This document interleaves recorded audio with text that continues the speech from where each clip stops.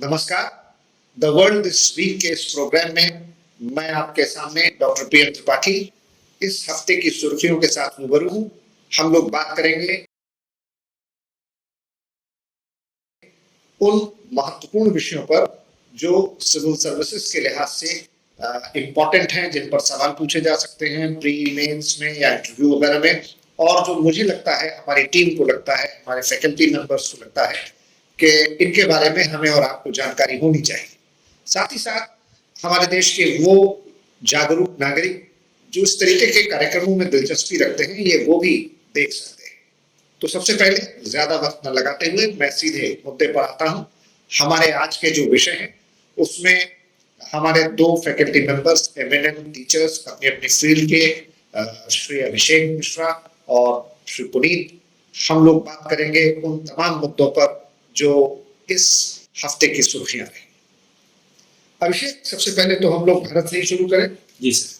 तो जैसा कि हम देख सकते हैं, अभी हाल ही में दो राज्यों के चुनाव के परिणाम आए, हरियाणा, जम्मू कश्मीर। तो आप इनको कैसे देखते हैं? दूसरा, हमारे देश में अभी हाल ही में मालदीव के राष्ट्राध्यक्ष भी भारत आए और मोइजू साहब के तेवर थोड़े बदले बदले थे कुछ बर्फ पिघलती हुई सी मालूम पड़ रही थी, और अभी तक जो मालदीव को लेकर के एक अदृश्य तनाव जैसा था, वो लगा कि कुछ बेहतर रिश्तों की ओर बढ़ रहा है। तो आप क्या कहना चाहेंगे इन दोनों मुद्दों पर? पहले मालदीव के राष्ट्रपति की जो भारत यात्रा रही है उस पर हम लोग चर्चा कर लेते हैं सर। मोइजू जब राष्ट्रपति बनते हैं 2023 में, तो प्रेसिडेंट बने ही थे इंडिया आउट कैंपेन से। अच्छा सर, सबसे बात इंटरेस्टिंग पॉइंट क्या रहा है कि हमारी जो नेबरहुड फर्स्ट पॉलिसी है, अगर हम उसको एनालिसिस करें, मोदी एरा में भी एनालिसिस कर ले, तो बहुत ज्यादा सक्सेसफुल क्यों नहीं हो पाया? क्योंकि जितने भी हमारे सराउंडिंग स्टेट्स हैं, चाहे वो नेपाल ले लीजिए, चाहे बांग्लादेश ले लीजिए, चाहे आप श्रीलंका ले लीजिए, चाहे मालदीव ले लीजिए या भूटान ले लीजिए, हर जगह आपको दो फ्रैक्शंस मिलेंगे। एक फ्रैक्शन है प्रो इंडिया, एक फ्रैक्शन होता है प्रो चाइना। बांग्लादेश में भी यही हाल है, नेपाल में भी यही हाल है, मालदीव में भी यही हाल है। तो मोइजू जो है वो थोड़ा प्रो चाइना वाला एटीट्यूड रखते हैं, और जब राष्ट्रपति बने तो उनका पूरा राष्ट्रपति का कैंपेनिंग देखेंगे आप, तो भी उनका इंडिया आउट कैंपेनिंग का था। और राष्ट्रपति बनने के बाद ही जो है मोदी जी के खिलाफ जो लक्षद्वीप का एक मैटर बहुत चर्चा में हुआ था कि प्राइम मिनिस्टर ने लक्षद्वीप को प्रमोट किया था, तो वो मालदीव की गवर्नमेंट को बहुत खराब लगती है, और इनकी कैबिनेट के 3 मंत्रियों ने जो है मोदी जी के ऊपर बड़ा कमेंट भी कर दिया। बड़ी वायरल हुई थी जिसमें एक बीच में बैठे थे और टूरिज्म को उन्होंने प्रमोट किया मोदी जी ने लक्षद्वीप को लेकर के। तो मालदीव में इंडिया का जो टूरिस्ट जाता है उसमें ट्रिप हमको देखने को मिला, वहां पर डाउनफॉल आया। तो उस छटपटाहट में मोइजू जो है वो चाइना चले गए। हमारे यहाँ तो 5 दिन की यात्रा की है, वहां चाइना गए, वहां 8 दिन की यात्रा की है। और जब ये प्रेसिडेंट बनते हैं तो उनकी पहली यात्रा ही चाइना होती है। लेकिन जब ये चाइना गए तो चाइना ने से वादे तो बहुत किए, जैसे वो करता है, दिया कुछ नहीं। जब वो वापस आए तो अब इनको ये रियलाइज हुआ कि जो हमारी कंडीशन है, economical balance of payment crisis है इनके यहाँ, जिसको फॉरेक्स क्राइसिस भी कहा जाता है, उसमें इंडिया ही इनकी हेल्प कर सकता है। तो तेरे वादे पे दिल कहाँ तक फरेब खाए, तो कुछ ऐसा करे इशारा कि दिल ही टूट जाए। तो यही आना पड़ा, तेरे दर पे चले आए हम तो इनको भारत के दर पे आना पड़ा, और आए तो फिर इंडिया की नेबरहुड फर्स्ट पॉलिसी कह लीजिए या मैरिटाइम सिक्योरिटी, सागर जो हमारी पॉलिसी है उसको लेकर के मालदीव बड़ा मौसम प्रोजेक्ट था। तो उसमें मालदीव का जियो पॉलिटिकल लोकेशन है हमारे लिए बड़ा इंपॉर्टेंट। तो भारत सरकार ने भी उनको निराश नहीं किया, हमने करेंसी स्वैप एग्रीमेंट किया है। always been a very magnanimous neighbor for all neighbors। हम लोग बड़े उदार और बहुत आइडियल कंडीशन में हम चलते हैं, किसी भी नेबर के साथ हमारे झगड़ा नहीं करते। देश अगर कुछ हमसे बुरा बर्ताव भी करते हैं तो हम उदार हृदय से, we are land of Gandhi and Buddha. तो इस वजह से मालदीव को हमने पूरा सहयोग किया है। आप देखिए $400 बिलियन का करेंसी स्वैप हुआ है इन डॉलर, और $30 बिलियन का हम करेंसी स्वैप करेंगे रुपये। अब यहाँ एक चीज मैं बता देता हूँ, करेंसी स्वैप भी क्या होता है व्यूअर्स को। करेंसी स्वैप सर टर्म होता है swapping of the local currency, जिसमें क्या होता है, जैसे श्रीलंका के साथ हमने करेंसी स्वैप 2022 में किया था, श्रीलंका ने बांग्लादेश के साथ किया था to overcome the balance of payment. थोड़ा आसान भाषा में समझाएं कि करेंसी स्वैप मतलब क्या, मतलब हम रुपए में मालदीव को कुछ देंगे और उनकी मुद्रा में उनसे खरीदेंगे। लोकल करेंसीज जो होती हैं वो एक्सचेंज कर ली जाती है, जैसे हम $30 बिलियन इंडियन रुपी में उनको दे देंगे। मतलब अगर मुझे आपसे ये चश्मा खरीदना है और मैं भारतीय कंपनी हूँ, तो आप मुझसे खरीदेंगे तो आप अपने करेंसी में मुझे पैसा देंगे, डॉलर की जरूरत नहीं है। और अगर मैं आपसे कुछ खरीदूंगा तो लोकल करेंसी, तो मैं रुपये में लूंगा, उसके लिए आपकी या डॉलर दूसरी। क्योंकि बैलेंस ऑफ पेमेंट क्राइसिस का मतलब ही होता है company is facing shortage of dollar. अब डॉलर नहीं है तो इंपोर्ट नहीं होगी, क्योंकि हमारे लिए बहुत प्राउड का मैटर है कि हमारा फॉरेक्स $700 बिलियन क्रॉस कर गया है। बहुत बड़ा अचीवमेंट है। बहुत बड़ा अचीवमेंट। तो हमने बड़ा दिल दिखाते हुए उनको अच्छा सा करेंसी स्वैप में आप डॉलर भी देते हैं, आप डॉलर भी देते हैं, जिससे कि आप आगे चल के इंपोर्ट कर सकिए अपना सामान, जिससे आप अपनी इकोनॉमी को सही कर सकें। तो इस वजह से मालदीव को इंडिया की जरूरत पड़ी ही पड़ी, और वो आए हमारे पास। हमको भी उनकी जरूरत है जियोपॉलिटिकली, उनको बल्कि मतलब उनको ज्यादा जरूरत है हमारी। सिक्योरिटी पॉइंट ऑफ व्यू से जरूरत है, इकोनॉमिकल पॉइंट ऑफ व्यू से जरूरत है, और प्लस आपका पॉलिटिकल स्टेबिलिटी की पॉइंट ऑफ व्यू से जरूरत है। ऑपरेशन कैक्टस जब मालदीव में चला था, याद है मामून अब्दुल गयूम, हाँ गयूम की सरकार जो थी, हाँ मालदीव के श्रीलंकन बेस्ड एक मालदीवियन बिजनेसमैन था, और राजीव गांधी की सरकार थी। हाँ लुथुफी, उसने उनको कूप करने का प्लान किया। हाँ, तो हमने ऑपरेशन कैक्टस चलाया, उनको बचाया। तो और मालदीव में भी इस्लामिक रेडिकलिज्म बहुत है, उनकी संप्रभुता की सुरक्षा की हमने। तो हम India has always been the first respondent for Maldives, not only for Maldives but all neighbouring countries. Bangladesh peace force Sri Lanka, हालांकि उसका अनुभव तो बहुत अच्छा नहीं रहा। बांग्लादेश नहीं बहुत अच्छा नहीं रहा, लेकिन सब नेबरिंग कंट्रीज हमें देना पड़ा, हेल्प करनी पड़ी थी श्रीलंका को। हालांकि उस पर बांग्लादेश की सरकार की बड़ी आलोचना भी होती है। बहुत, हाँ मैं आपको यहाँ रुकना चाहूंगा क्योंकि बड़ी दिलचस्प आपने बात उठा दी है, और मालदीव के साथ हमारे रिश्तों को लेकर के आपने ऑपरेशन कैक्टस तक की बात की। मैं चाहता हूँ कि कुछ इसी के साथ बड़े महत्वपूर्ण वैश्विक घटनाक्रम में नोबेल पुरस्कारों की भी अभी हाल में घोषणा कर दी गई है। तो जरा मुझे 2-3 चीजें बताएं कि किनको किनको नोबेल पुरस्कार इस बार मिला है, किस क्षेत्र में मिला है, किस विषय पर मिला है। और थोड़ा ये भी जिज्ञासा है मेरी जानने की कि ये नोबेल पुरस्कार के लिए लोगों का, संस्थाओं का, संगठनों का, व्यक्तियों का चयन कैसे होता है। मतलब अगर कोई, मैं किसी क्षेत्र में शोध, अनुसंधान, विज्ञान जो भी काम कर रहा हूँ, तो क्या मैं खुद से वहां पर अपनी प्रस्तुति करता हूँ, या मैं कैसे, नोबेल कमेटी जो है जो चुनती है वो कैसे चुनती है? पहले सर मैं दूसरे प्रश्न का जवाब पहले दूंगा, चुनाव कैसे होता है। देखिए नोबेल पुरस्कार आपका फिजियोलॉजी और मेडिसिन, केमिस्ट्री, फिजिक्स, इकोनॉमिक्स और पीस, इसके अलावा लिटरेचर, कुल मिला के 6 क्षेत्र हैं जिनमें नोबेल पुरस्कार दिया जाता है। अगर हम पीस को हटा दें, उसके अलावा कोई भी क्षेत्र अगर ऐसा है जो कि बाकी के बचते हैं, उनके लिए जो आपका नोबेल प्राइज है, वो कमेटी जो है वो बाय इन्विटेशन ही हो सकता है। कहने का मतलब है कि अब बात अभी आ रही है कि 2024 के नोबेल प्राइज की घोषणा कर दी गई है, 2025 के नोबेल पुरस्कार किसको दिए जाएंगे, ये जिनको भी देने हैं उनको जो है इन्विटेशन और कमेटी के द्वारा भेजा जा चुका है। एक साल एडवांस, एक साल सितंबर में इन्विटेशन भेज दिए जाते हैं। तो 2025 में जिन लोगों को जो भी शॉर्टलिस्ट होंगे, लोगों को इन्विटेशन जो है जा चुका है। और 31 फरवरी 2025 that will be the last date.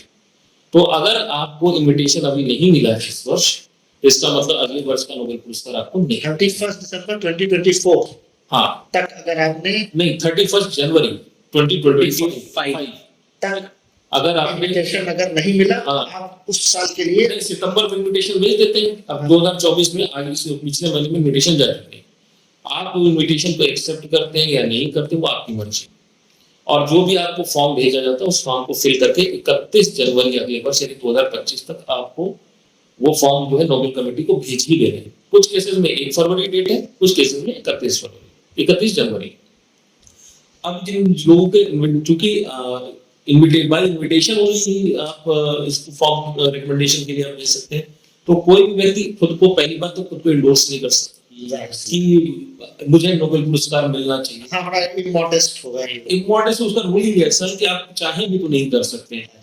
तो कोई भी व्यक्ति आप अपने आप से कह नहीं सकते कि मुझे नोबेल पुरस्कार दो, नियम ऐसे बने हुए हैं।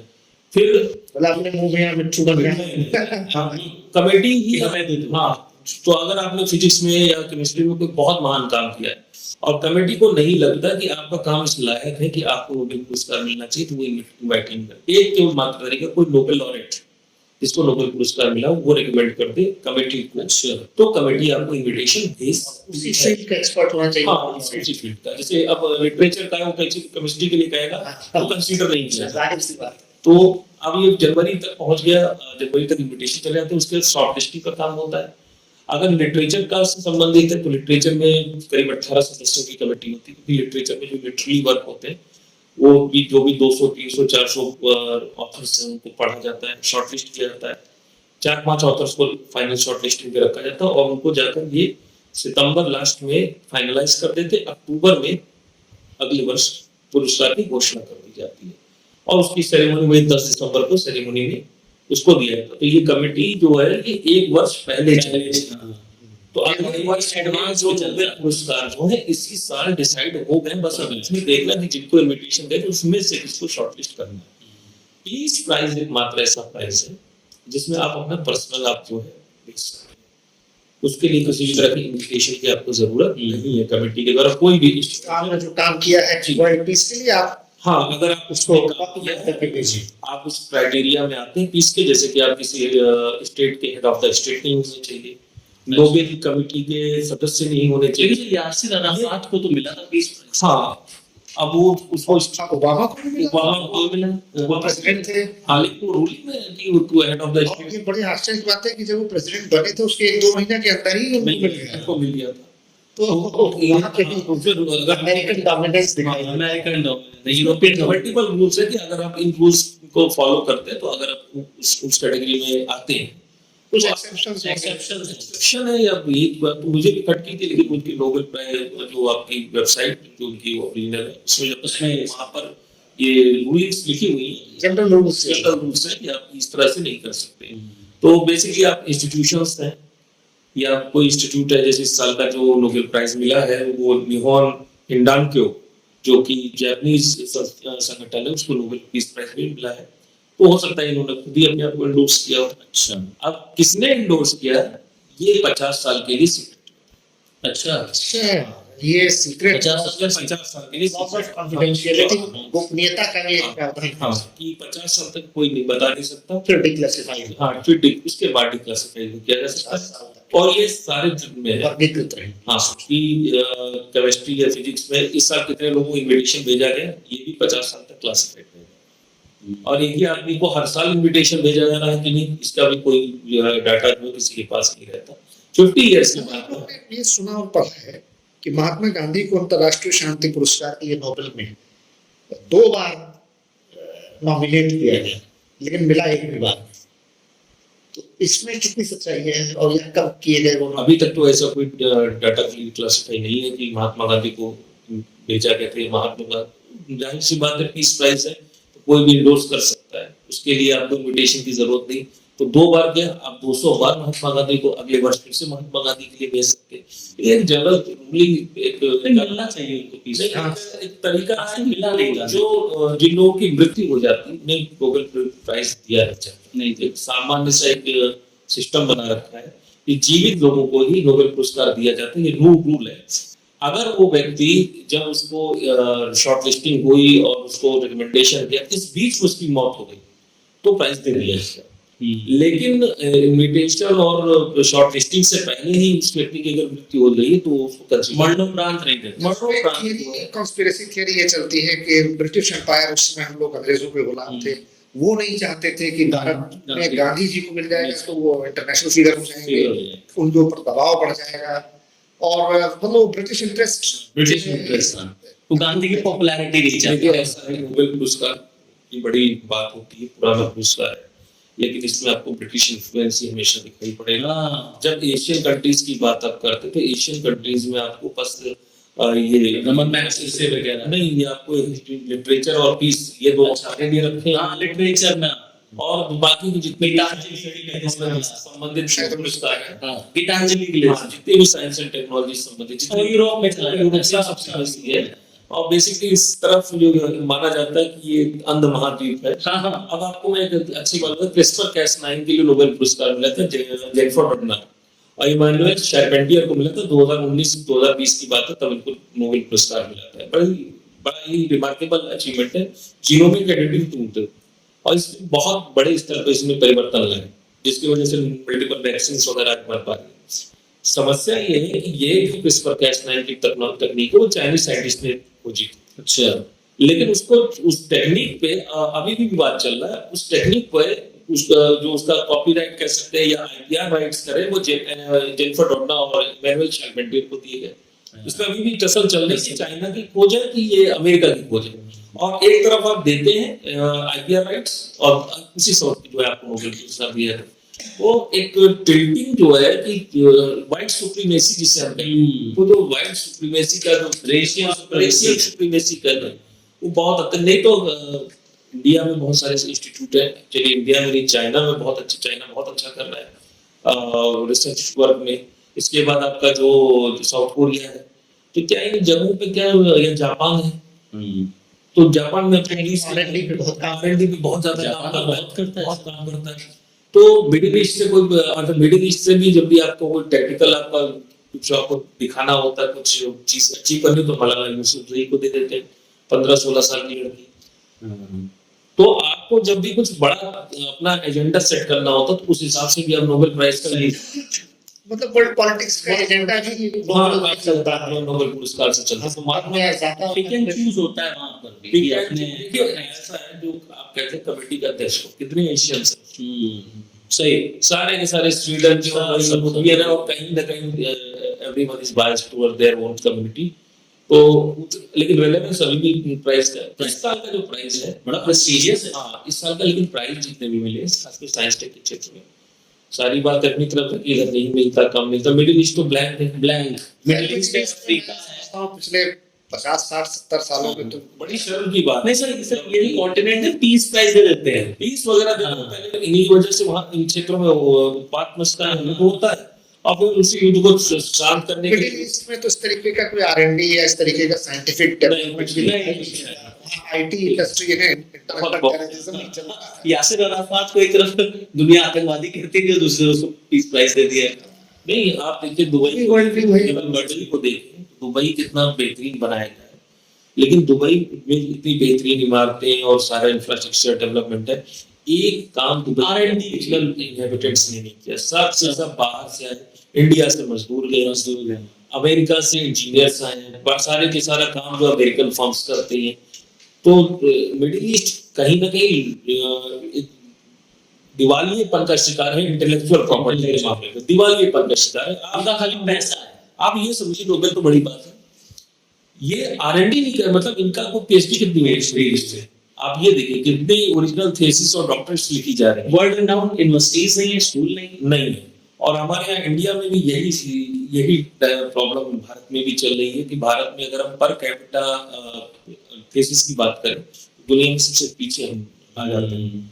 नंबर ऑफ पीएचडी हमारे यूनिवर्सिटीज एंड इंस्टीट्यूशंस में भी हमारा नाम नहीं है, और हमारे आईआईटी आईआईएम एम्स वगैरह भी, हाँ, लेकिन टॉप लिस्ट की तुलना मिडिल ईस्ट से करते तो बहुत आगे। हाँ उसके कंपैरिजन हमारा जो कंपैरिजन है वो चाइना से।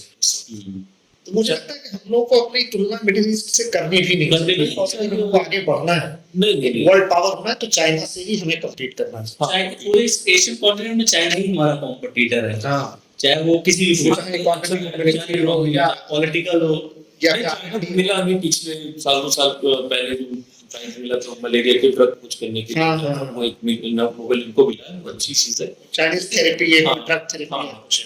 तो लेकिन बड़ा मुश्किल होता है चाइना या इंडिया से कोई नोबेल प्राइज, लिटरेचर तक भी नहीं मिल रहा है इंडिया, इंटेलेक्चुअल प्रॉपर्टी में रविन्द्रनाथ टैगोर के बाद कुछ मिला ही नहीं।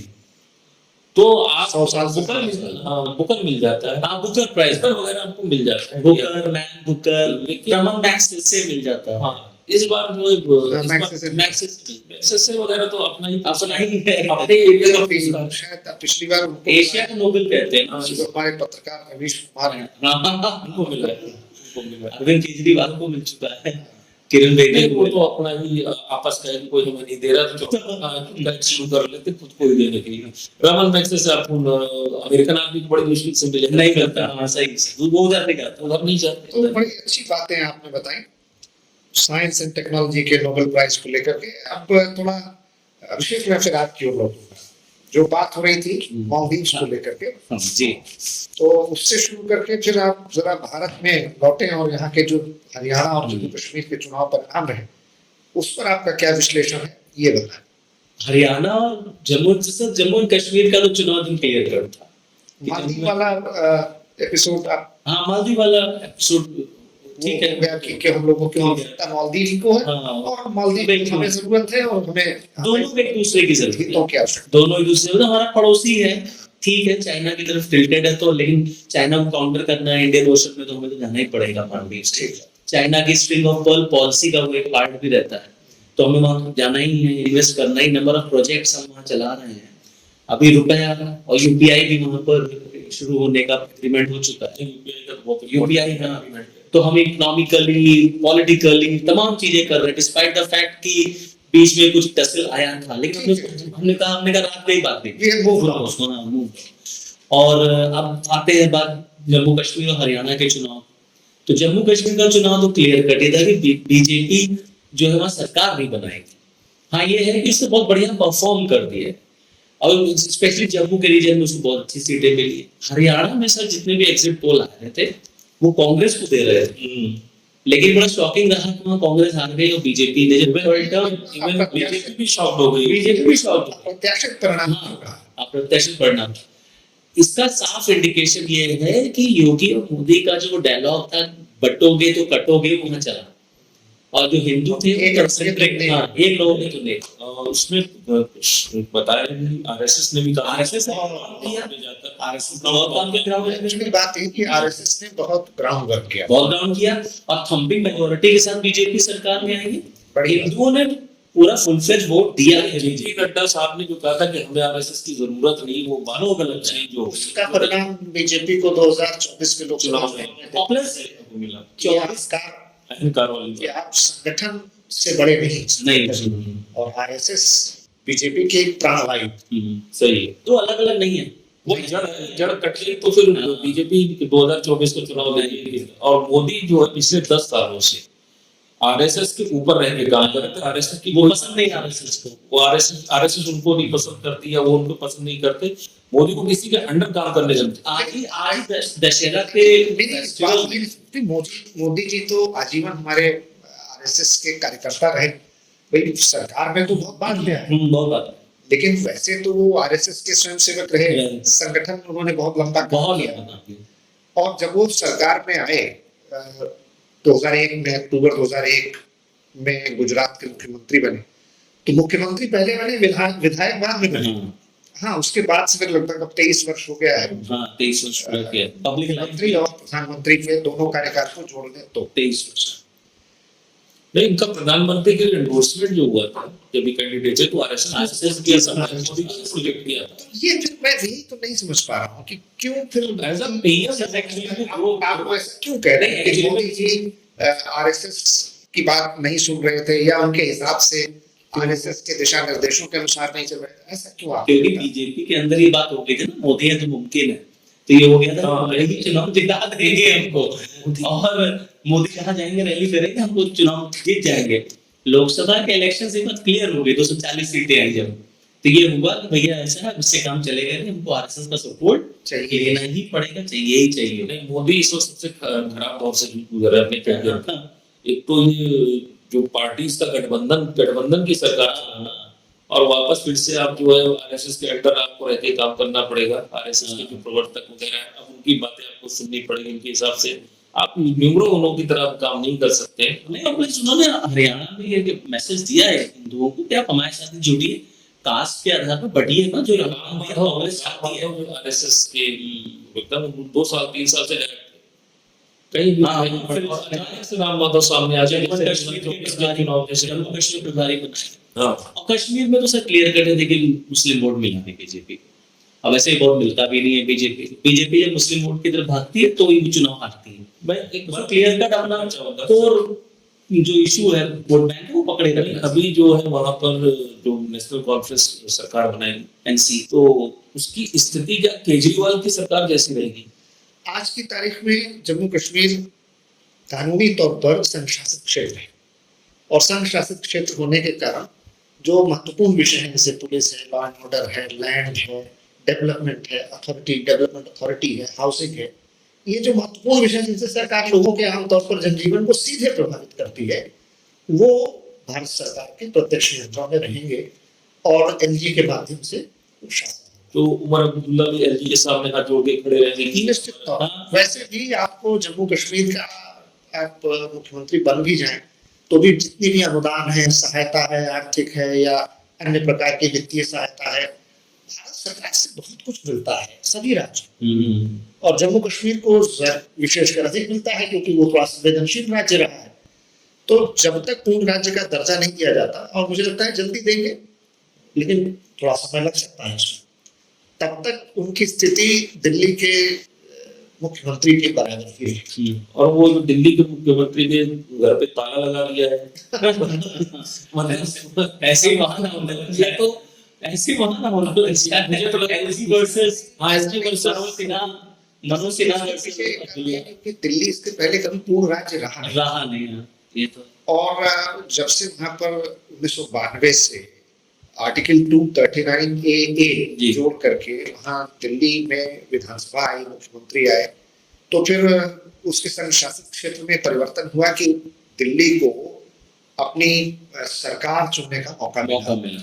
लेकिन जम्मू कश्मीर तो हमेशा से एक राज्य और आपने 5 अगस्त 2019 को उसकी विशेष स्थिति में परिवर्तन किया, तो अगर आप रिस्टोर नहीं करेंगे उसका स्टेटस तो बहुत दिनों तक आप करेंगे तो उससे फिर वहां असंतोष फैलेगा।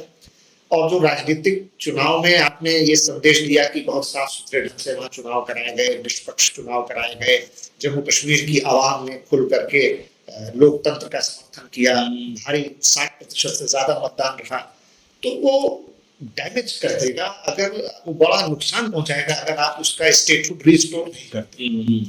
तो बहुत लंबे समय तक आप इसको टालेंगे तो फिर वो आपकी सरकार राष्ट्रीय अंतर्राष्ट्रीय स्तर पर दोनों ही और क्षेत्रीय स्तर पर समस्याएं पैदा करेगी। तो वो नेशन के अगेंस्ट जा इस बात में और पूछना चाहूंगा, जो ये लद्दाख में सोनम वांगचुक का जो अनशन और दिल्ली प्रदर्शन यात्रा है कि लद्दाख को भी स्टेट का दर्जा दिया जाए, ये कहाँ तक जायज मांग है और क्या कितनी ये सॉल्व हो सकता है? जितना मैंने उसको सोचा समझा और पढ़ा है, मुझे लगता है ये लद्दाख की जितनी मांग सोनम वांगचुक कर रहे हैं ये वहाँ के आम लोगों की भी मांग है और उनको व्यापक जन समर्थन भी है और वो शांतिपूर्ण ढंग से बिल्कुल अहिंसक तरीके से और कानूनी दायरे में रहकर संविधान और विधि के सीमा में रहकर अपना प्रदर्शन कर रहे हैं, अपने अधिकारों की मांग कर रहे हैं जो उनका लोकतांत्रिक अधिकार भी है और ऐसा किया जा सकता है, उसमें कोई बहुत बड़ी समस्या नहीं है। वाले समस्या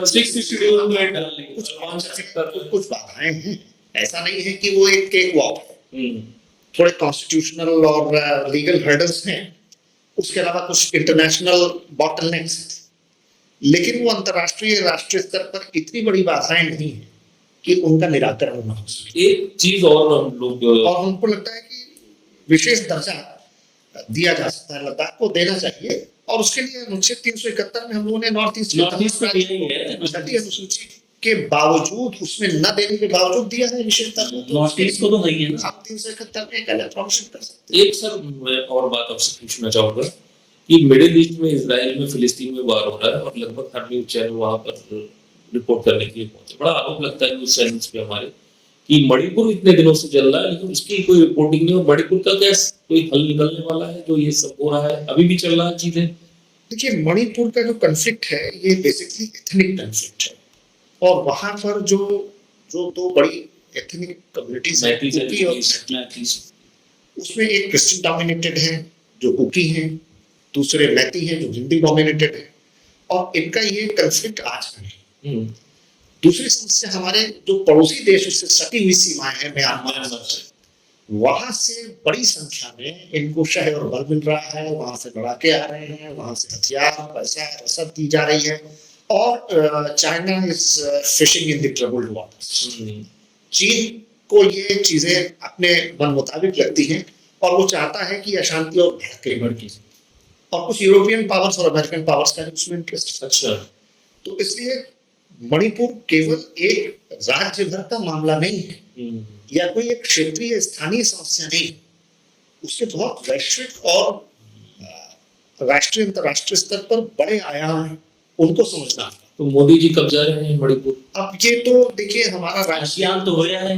नेतृत्व को ये निर्णय लेना पड़ेगा, और मैं समझता हूँ कि मोदी जी देश के जिम्मेदार और आदरणीय प्रधानमंत्री के पद पर हैं। हमारे गृह मंत्री भी जिस पद पर हैं, अमित शाह जी, ऐसा नहीं कि वो इन परिस्थितियों से वाकिफ नहीं है, परिचित नहीं है, या इस दिशा में सोच नहीं रहे हैं। हाँ, लेकिन जो उन जिम्मेदार पदों पर रहता है, उनके सामने जो इंटरनल फीडबैक आता है, इनपुट आता है, वो उस हिसाब से सोचते और कार्रवाई करते हैं। जो हमारे आपके पास वो इंटरनल फीडबैक इनपुट नहीं है, हम लोग अखबारी खबरों या मीडिया की खबरों के हिसाब से चलते हैं। तो हमारी सरकार बहुत संवेदनशील और जिम्मेदार सरकार है, और उस पर निश्चित कार्रवाई के लिए बहुत कुछ किया जा चुका है, कर रहे हैं। अब वो पब्लिक डोमेन में कब आएगा, कैसे आएगा, प्राइम मिनिस्टर कब जाएंगे, होम मिनिस्टर कब जाएंगे, वहां के लोगों को कैसे एड्रेस करेंगे, एक हीलिंग टच देने की कोशिश करेंगे, ये it is better to left upon national leadership. एक सवाल मैं सर अभिषेक सर आपसे करना चाहूंगा, इंटरनल सिक्योरिटी का है। ये जो नक्सली की समस्या है और लगातार नक्सलाइट मारे जा रहे हैं, 31 की दर से, तो कब तक हम माने कि ये समस्या समाप्त होने वाली है? अमित शाह जी ने कह दिया 2026 में हम मान के चलें कि भारत नक्सल मुक्त हो जाएगा। ऐसा सही बात है, नक्सल फ्री 2026 वो कह रहे हैं। अगर एक आध साल आगे भी लग जाता है तो ये देश की आंतरिक सुरक्षा के लिए बहुत बड़ी सफलता। बस 72 सीआरपीएफ के जवान मारे गए थे, घेर के मारा था इन लोगों ने, और कांग्रेस के जो शीर्ष लीडर थे छत्तीसगढ़ में, उनको समाप्त हो गए थे। मतलब हाँ, सारे के सारा पूरी कांग्रेस की सीनियर लीडरशिप उस राज्य में खत्म समाप्त हो गई थी। और इस तरह से हर टोटल मर्डर था, मैसेकर था एक तरीके से। 72 सीआरपीएफ जवान सोए, मतलब हम लोग मास असैसिनेशन था वो, तो मैसेकर बहुत भयावह था। और हम लोग जब भी बात करते हैं चीन से के बारे में कंसीडर करते हैं, पाकिस्तान की बात करते हैं, इवन हम फिलिस्तीनी, हमारे घर में इतनी समस्या है। और ये जो इस गवर्नमेंट 14 के बाद का जो ये जो स्टैंड लिया है कि जो अब तक ल्यूकवार्म तरीके का स्टैंड लिया जाता था पिछली गवर्नमेंट से, तो ये किया जाए है, इससे नक्सली तो जड़मूल से तो हम कहते हैं हम बात नहीं करेंगे ना, पहले हथियार डालो फिर बात होगी। जैसे पाकिस्तान हॉट परस्यूट है और बहुत ही स्ट्रांग रिबेटल है, और सरकार कोई तेज कार्रवाई कर रही है। तो कोई बातचीत नहीं, सीधे बातचीत की सारी संभावनाएं जितनी हो सकती थी वो सब समाप्त। सरेंडर करो नहीं तो गोली क्यों? 50,000 1 लाख नहीं, 2-2 4-4 लाख के नक्सली मारे गए हैं जो इनामी है, और पूरी लीडरशिप शार्प हो जा रही है। और आप सोचिए 1,500 से 2,000 जवान जो है वो घेरा डाल रहे हैं। मतलब पहले फोर्स भेजी जाती तो 40 एक कंपनी 70-72 लोगों की भेज दी जाती थी। अब मिलिट्री लेवल पे खर्चा भी बढ़ रहा है। आप मैसिव लेवल की वो समस्या है, जितने व्यापक स्तर पर वहाँ के जंगलों में जिस तरीके से, वहाँ के गांव में उन्होंने जिस तरीके से अपना पैंट बना दी है और पकड़ बना दी है, और हर तरीके से भय और दहशत का माहौल कायम किया हुआ है, उसको काउंटर करना आसान नहीं, क्योंकि आपको वहाँ पर लोकल सपोर्ट पहले अपने पक्ष में करना पड़ेगा, तब आप कोई ऑफेंसिव कोई कार्रवाई कर सकते। बहुत सारे चीजें, ग्रे हाउस, कोबरा, केवल एक राज्य की समस्या नहीं है ना, रेड कॉरिडोर में है।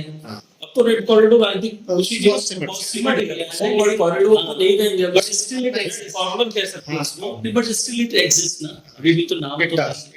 भाई दंतेवाड़ा, छत्तीसगढ़, पूरा आपका गढ़चिरौली है, गढ़चिरौली महाराष्ट्र, वही पे अभी ऑपरेशन हुए। बहुत बस्तर जिला है, इसे बहुत हॉट स्पॉट मुझे लगता है कि नक्सलिज्म के। अब हम लोग इस बातचीत को विराम की ओर ले चले, और जिन लोगों को इस वर्ष ज्ञान विज्ञान के क्षेत्र में नोबेल पुरस्कार मिला है, थोड़ा उनके बारे में बता दें और उनका योगदान क्या है। देखिए सर, इस बार जो नोबेल पुरस्कार मिले हैं, कट कर लेंगे इसको। देखिए सर, इस बार जो नोबेल पुरस्कार मिले हैं, पहले एक एक करके बात कर लेते हैं। पहले है फिजियोलॉजी और मेडिसिन का, और इस बार जो फिजियोलॉजी और मेडिसिन का नोबेल पुरस्कार है micro RNA. Micro ribo nucleic acid की खोज के लिए दिया गया। ये इस तरह के बेसिकली आप कह सकते हैं स्विचेस हैं सेल्स में, जो कि सेल्स कोई पर्टिकुलर कोशिका कितना काम करती है, कब वो कितना काम करेगी, कब वो पर्टिकुलर प्रोटीन का निर्माण करेगी, कितनी मात्रा में करेगी और कब बंद करेगी। तो सामान्य भाषा में सोचे तो समझ में तो नहीं आता कि इसका अर्थ क्या हुआ, ये माइक्रो आरएनए स्विचेस का क्या। आप ये सोचिए कि अगर कोई सेल के अंदर एक विशेष प्रकार का प्रोटीन बन रहा है जो कि सेल डिवीजन के लिए रिस्पॉन्सिबल है, फॉर एग्जाम्पल अब अगर ये सेल डिवीजन वाला जो प्रोटीन है जरूरत से ज्यादा बन रहा है, तो सेल जो है आवश्यकता से अधिक मल्टीप्लाई करने and it is going to become cancerous. तो माइक्रो आरएनए एक ऐसा स्विच है जो आपके शरीर में कैंसर नहीं पैदा होने देता। हाँ, ये आप छोड़िए। अगर दूसरा है जैसे कि आपका एक हार्मोन होता है गले में बनता है थायराइड ग्लैंड में, जिसको सभी लोग जानते हैं थायराइड हार्मोन कहते हैं, थायरॉक्सिन, जिसकी कमी से हेंगा हो जाता है, वाइटर होता है। अब ये अमीनो एसिड हार्मोन है, या कह सकते हैं कि प्रोटीनी हार्मोन है। अब इस हार्मोन का निर्माण, जो प्रोटीन का निर्माण करने वाला जो स्विच है, अगर माइक्रो आरएनए जरूरत से ज्यादा बढ़ रहा है तो ये हार्मोन का निर्माण नहीं है। तो आपको क्या है कि आपकी ग्लैंड तो है आपकी बॉडी में, लेकिन वो काम नहीं करती। अब इसका इलाज क्या है? इन माइक्रो आरएनए को ठीक तरह से अगर हम समझ सके, उनको हम अपने हिसाब से रिप्रोग्राम कर सके, तो ऐसी स्थिति में जो ये बीमारियां हैं दुनिया भर की हो रही, इनका हम इलाज कर सकते हैं। और आने वाले 5-10 साल में हो सकता है कि एक इंजेक्शन लगा के कैंसर का इलाज हो जाए। बहुत बड़ा कीमोथेरेपी की जरूरत नहीं। हाँ, तो इसलिए इस चीज को रिकॉग्नाइज करते हुए नोबेल कमेटी ने और 93 की खोज है। अच्छा, देखिए नोबेल प्राइज कभी मैक्सिमम नोबेल प्राइज जो मिले हैं वो हमेशा 20-30-40 साल बहुत पहले क्योंकि जब वो डिस्कवरी होती तो डिस्कवरर को भी नहीं पता इसके इम्प्लीकेशंस क्या होते हैं। जैसे फिजिक्स का नोबेल प्राइज है, अब फिजिक्स का जो नोबेल प्राइज है 87 के आसपास की डिस्कवरी है। अच्छा, इसका नाम मशीन लर्निंग, जिसे हम आर्टिफिशियल न्यूरल नेटवर्क कहते हैं। अब जिसने खोज की थी आर्टिफिशियल न्यूरल नेटवर्क की, उसे भी नहीं पता था एक दिन इसकी वजह से टेस्ला जैसी कार चलेगी। अच्छा, सही बात। भाई वो धीरे धीरे डेवलप करते करते आप आज की तारीख में आप चैट जीपीटी को देखें, आप प्रॉम्प्ट लिखते हैं मोबाइल, आज हुई है उसका प्रभाव परिणाम समय लगता है। उसका जो देखिए नोबेल पुरस्कार कभी भी किसी बड़ी खोज को नहीं दिया जाता, उस खोज का मानव जाति पर क्या प्रभाव पड़ेगा। इसका सबसे अच्छा एग्जांपल जो मुझे याद आता है, नोबेल प्राइज में फिजिक्स का नोबेल पुरस्कार मिला था बहुत पहले। ये माइक्रोवेव रेडिएशन, जो माइक्रोवेव बैकग्राउंड रेडिएशन की खोज करने के लिए अमेरिका के 2 वैज्ञानिकों को मिला था। अब वो मिला भी कैसे कि जो आपका जो उनका एंटीना था जो कि यूनिवर्स से आने वाले रेडियो सिग्नल्स को कैच करता था, उसके अलावा भी वो कुछ मल्टीपल सिग्नल्स को कैच कर रहा था, जिसके बारे में लोगों का ध्यान नहीं जाता था। तो उन्हें लगा कि उस एंटीना में कुछ गंदगी है वगैरह होगी, जैसे कि कुछ चिड़िया वगैरह ने घोंसले वगैरह बना दिए थे, उसकी सफाई कर दी गई। तभी वो रेडिएशन को वो जो नॉइज था वो पकड़ में आता था। जब इसकी खोज की गई तो पता चला ये जो नॉइज जो सो कॉल्ड हमारा जो एंटीना पकड़ रहा है, ये बिग बैंग के समय से जो रेडिएशन निकला था वो आज कैप्चर हो रहा है। क्या बात है। तो अचानक से गलती से आप कह लें कि उन्होंने जो है बिग बैंग के समय का, और दोनों साइंटिस्ट एकदम अपनी यंग एज में थे और अगले साल उनको नोबेल दे दिया। जैसे एक्सरे की खोज, एक्सरे की खोज हो गई, मतलब वो इतनी बड़ी बात थी। बिग बैंग की थ्योरी दी जाती थी कि हाँ इस तरह से हमारा यूनिवर्स का, किसी के पास कोई पुख्ता प्रमाण नहीं था, और अचानक से आपने बाई चांस अपने एंटीना को साफ किया और उसके बाद भी प्रॉब्लम नहीं सॉल्व हुई, फिर आपने उसको एक्सप्लोर किया। तो मैं उन्हीं वैज्ञानिकों को कथन को बता रहा हूँ कि नोबेल, उस दिन हमें समझ में आया कि नोबेल पुरस्कार हमेशा बड़ी खोज को नहीं मिलता, ऐसी खोज को मिलता जिसको हम ब्रेक थ्रू डिस्कवरी कहते हैं। चाहे micro RNA breakthrough discovery, चाहे मशीन लर्निंग है, ये ब्रेक थ्रू डिस्कवरी थी 87 में हो रही है। जैसे एलईडी बल्ब वाले हैं, हाँ, ब्लू एलईडी उन्होंने तो बहुत मेहनत की थी। रेड और ग्रीन एलईडी वो शायद यूपीएससी में सवाल भी आ चुका है, ब्लू एलईडी के लिए यूपीएससी में आया था। तो ब्लू एलईडी खोजना बड़ा मुश्किल था। जिन्होंने जापान के साइंटिस्ट थे, उन्होंने तो वाकई अपने जीवन का बड़ा हिस्सा उसमें लगाया। ये मेहनत से अर्न किया गया प्राइज था। मशीन लर्निंग का भी जो प्राइज है, आर्टिफिशियल न्यूरल नेटवर्क और मशीन लर्निंग के लिए, ये भी प्राइज जेन्युइन प्राइज है और उन्होंने बहुत मेहनत की है। इसके अलावा जो केमिस्ट्री में नोबेल प्राइज मिला, देखिए फिजिक्स में मिला आर्टिफिशियल न्यूरल नेटवर्क और मशीन लर्निंग के लिए, केमिस्ट्री में किस लिए मिला?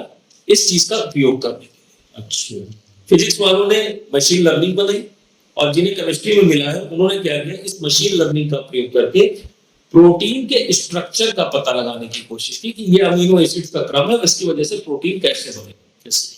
फॉर एग्जांपल कि आपके पास 2000 ईंटें हैं, 4 बोरी सीमेंट है और इतनी सरिया है, तो इतना सामान मैंने दे दिया, आप बताइए कितने तरह के डिजाइन, कितने मटेरियल में कितना अलग अलग तरह के मकान के डिजाइन बना सकते हैं।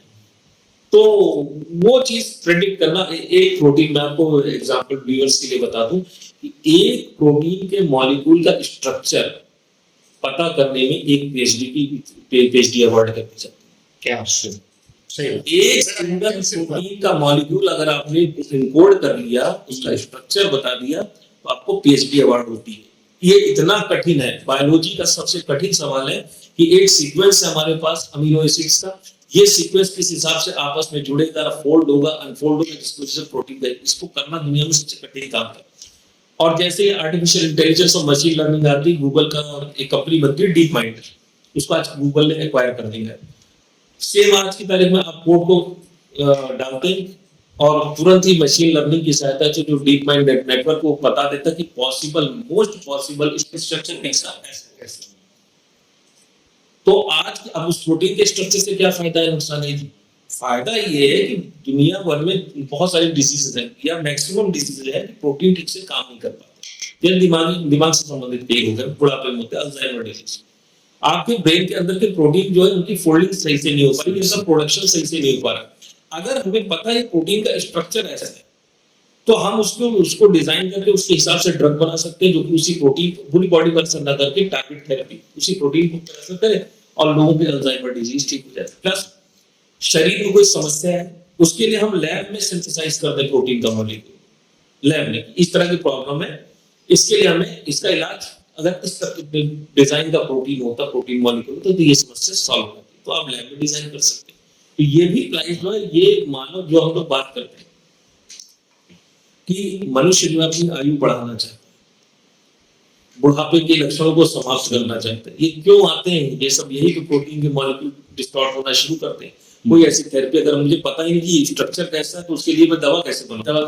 तो दवा डीप माइंड, इस वक्त डीप माइंड नेटवर्क जो है उसका कोलैबोरेशन वर्ल्ड की सबसे बड़ी फार्मास्यूटिकल कंपनीज के साथ। अच्छा। तो आप ये सब अभी हो रहा है, और जैसे मैं कह रहा हूँ 5 से 10 साल में आप देखेंगे कि दुनिया भर की दवाएं आ जाएंगी मार्केट में, सस्ती दवाएं, क्योंकि रिसर्च एंड डेवलपमेंट में जो लगने वाला खर्चा था, अब आपको एक दवा बनाने में कम से कम 50 प्रोटीन के मॉलिक्यूल का स्ट्रक्चर पता होना चाहिए, तो आप सोचिए रिसर्च एंड डेवलपमेंट में कितना खर्चा होगा। वो काम आप चुटकियों में हो जाएगा। तो जब रिसर्च एंड डेवलपमेंट पे कंपनी का खर्च कम होगा, तो जाहिर सी बात है दवा की कॉस्ट भी कम आएगी। तो कैंसर की दवा है, अल्जाइमर की दवा है, बुढ़ापे के लक्षणों को रोकने वाली दवा है। जैसे कि अभी बुढ़ापे के लक्षण आपके अंदर 40 साल 50 साल की उम्र में होना शुरू है। यही लक्षण अगर 70 साल 80 साल में प्रकट हो, मानव जीवन जो है वो बदल जाएगा। देखिए विज्ञान का जो अभी लक्ष्य है वो मानव का जीवन लंबा करने का नहीं है, मानव के जीवन में बुढ़ापे के सालों को कम करने का। कि हमारे तो 40-50 साल में बुढ़ापा हो जाता है, एक व्यक्ति 80-90 साल तक जी रहा है, तो उसका आगे के 50 वर्ष कैसे बुढ़ापे में बीते। यही 90 पे ना लक्षण प्रकट हो गया, 80-85 पे प्रकट हो, 5 ही साल का बूढ़ा आदमी है, उसके बाद मर। सही बात। How to add life to your, ये चीज है, तो इजीनेस बढ़ाना। तो ये जो चीजें जुड़ रही है ना, आप सोचिए ये सब जो चीजें जुड़ रही है, इसकी वजह से जो नंबर ऑफ मानव जाति के ह्यूमन रेस के तौर पर अगर हम बात करें, ह्यूमन रेस के लिए बहुत बड़ा कंट्रीब्यूशन इस साल का नोबेल पुरस्कार से मैं पर्सनली बहुत खुश हूँ। और कई लोगों ने क्रिटिसाइज किया कि फिजिक्स का नोबेल पुरस्कार और कंप्यूटर साइंस को दे दिया, machine learning, artificial neural network और ये सॉफ्टवेयर इंजीनियरिंग, लेकिन उसमें आप समझिए किसी कंप्यूटर साइंस में नोबेल मिलता नहीं है। तो इस बार फिजिक्स में दिया, लेकिन जो दिया है बहुत अच्छा नोबेल पुरस्कार है, मानव जाति के लिए बहुत हेल्पफुल होगा। बहुत बढ़िया, बहुत अच्छी विचार उत्तेजक विश्लेषण करने की ये स्थिति बनी। मुझे लगता है आपको एक कार्यक्रम पसंद आया होगा। अगर आपको ये प्रोग्राम अच्छा लगा तो आप इसको जरूर लाइक कीजिए, शेयर कीजिए, सब्सक्राइब कीजिए और देखते रहिए हमारा programme the world this week. धन्यवाद।